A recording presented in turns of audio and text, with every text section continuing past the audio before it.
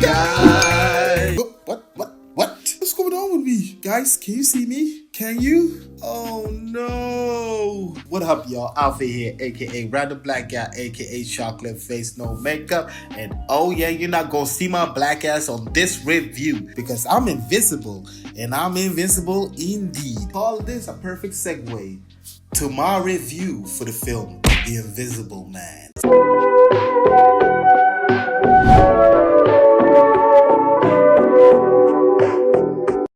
Well, The Invisible Man is a 2020 horror sci-fi film, and this film is directed by Leigh Whannell. Leigh Whannell is the same director who did the film Upgrade.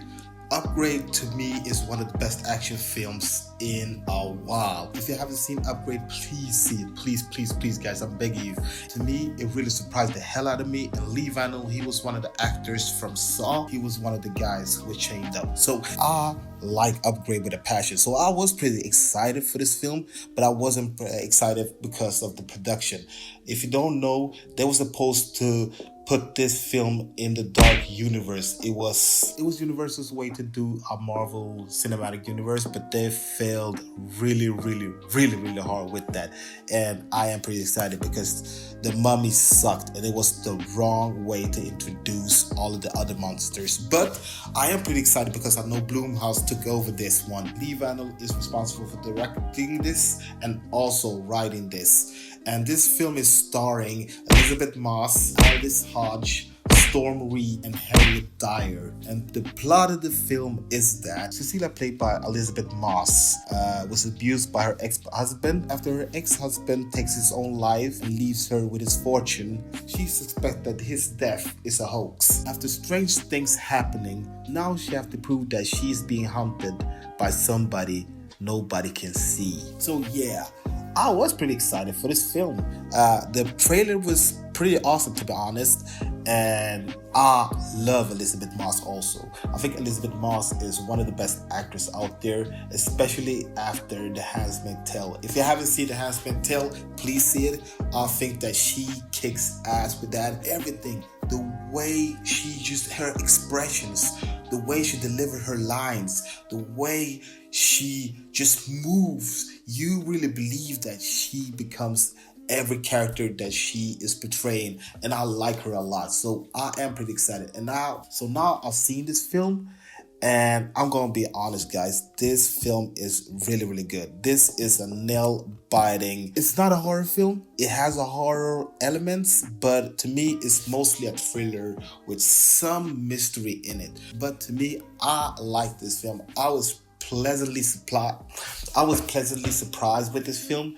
And one of the good things about this film is that this film is not a typical jump scare horror film. This film is relying more on the psychological aspect of this film. So you gotta understand, in this film, we are put inside of the mind of Cecilia. You know, Cecilia is paranoid because you gotta understand, she was going through a tough period of her life because she was abused by her ex-husband. And that guy who plays her ex-husband, I've seen him on the show called, on Netflix, the Hill House something, and he was despicable in this film, man. I hated him with a passion. I like that this film, we are rooting for Cecilia because Cecilia, she's trying to escape all of this shit that she was going through. And by knowing that this person becomes invisible, like, the most frustrating thing is that we as audience, we know that this person is following Cecilia, but the people all around in her life don't know that. So, you know, what we trying to do as an audience, like, everybody was screaming and shouting to the screen because we wanted people to understand that this is not a hoax. This is the truth that she was saying. You know, the ending is satisfying.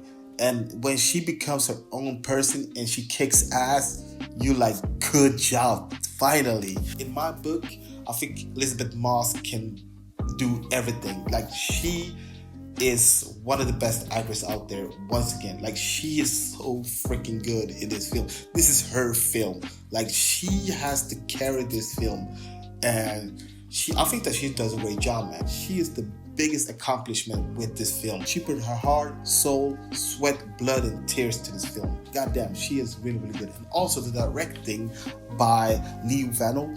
He does a great job because the camera work, like the way he panels around in the area inside the house, it's just like wow. Because you gotta understand, guys, this is not jump scares at all. This is just quite subdued, scary ways to show you that somebody's there watching, plotting. This film was giving me the chills. It gave me anxiety. Like I really, really, really like this film, and I think also like the story overall is really, really good. And this is a great way to do a horror film. You don't have to rely on jump scare. You don't have to rely on gore. You can do a psychological thriller with a little bit of horror elements and do it right. In a way, Leigh Whannell says, screw you, model horror films. The thing that I did not like about this film is that biggest fault is the pacing.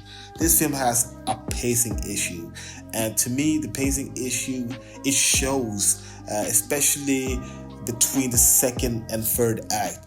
And to me, I just wanted it to transition natural, and it didn't. It felt a little bit clumsy because the first and the second act was really, really good by building the suspense and the terror. And I think that, you know, the third act was good, but it fell off a little bit.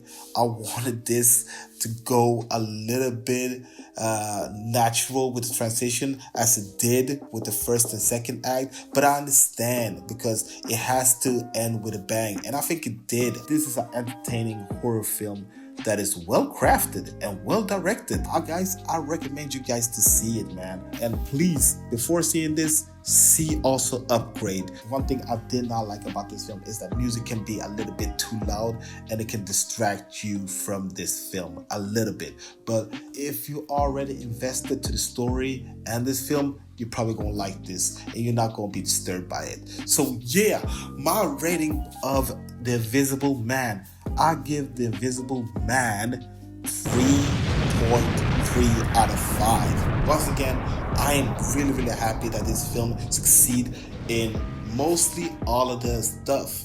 The only thing I did not like was the pacing issue between the second and third act and the music being a bit too loud. But overall, this film is really, really good, guys. The performances here is great, especially from Elisabeth Moss. I think that she does a great job. She gives her all. And you really believe that this girl has been through some shit.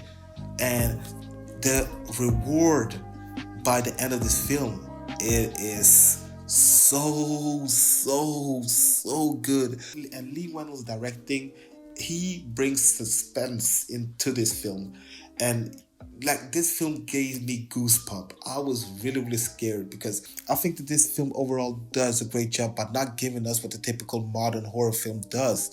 This gives us an atmosphere that builds the suspense and the horror, if you know what I mean. So yeah, I really think that this is a great job once again by Leigh Whannell, and the CGI is good, and supporting cast, even though I like them a lot, I think the characters can be a bit annoying. Overall, this film is really, really great, and I recommend you guys to see it. Yes!